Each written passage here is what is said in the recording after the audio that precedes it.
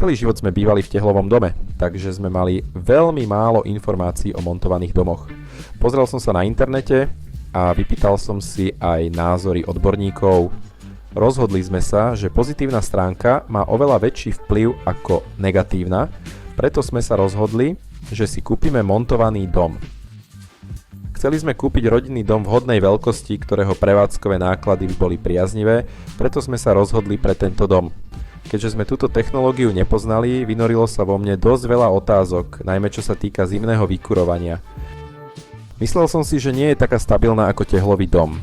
Preto som hovoril aj so statikom a upokojil ma, že sa nemusíme báť, že by sa na nás v noci zrútila.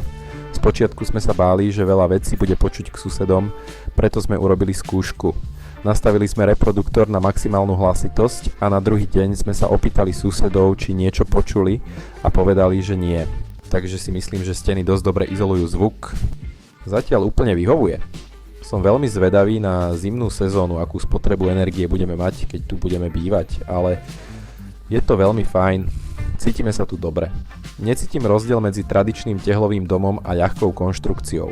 Predtým som mal obavy, že by sa dom mohol hýbať pri silnejšom vetre, ale vôbec sme nič také nezažili. Určite ma to presvedčilo, pretože si myslím, že izolácia je lepšia ako u tradične postaveného tehlového domu. V porovnaní s tehlovým domom je tento hotový oveľa skôr. Ako zvonku, tak aj zvnútra sa im veľmi páči a ľahká konštrukčná technológia ich tiež presvedčila. Niekoľko našich známych tiež uvažuje o tom, že si kúpia ľahkú konštrukčnú stavbu. Momentálne neplánujeme väčšie zmeny. Neskôr by sme chceli solárne panely na strechu.